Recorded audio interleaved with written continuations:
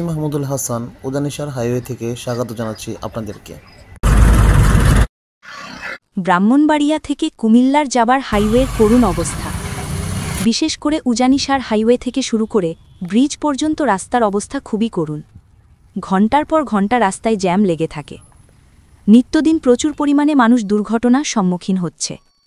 রাস্তার অবস্থা এতটাই খারাপ যে বৃষ্টি ছাড়াই প্রত্যেকদিন গাড়ি দুর্ঘটনা হচ্ছে। আর বৃষ্টি হলে তো চলাচল করাই অসম্ভব এমন একটা অবস্থা।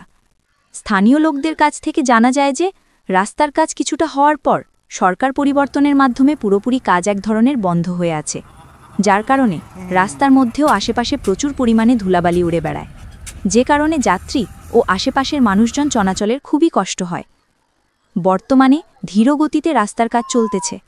মাঝে মাঝে একজন বা দুইজনকে দেখা যায় নামমাত্র কাজ করতে। মানুষের দুর্ঘটনা আর কষ্টের শেষ মনে হয় আর হবে না।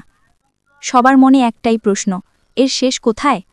আমরা আশা করব নির্দিষ্ট কর্মকর্তা ও পৌরসভার দৃষ্টি আকর্ষণ হবে এবং এই রাস্তার কাজ খুবই তাড়াতাড়ি শেষ হবে, যার মাধ্যমে যাত্রী ও সাধারণ মানুষ হয়তোবা কিছুটা শান্তি পাবে।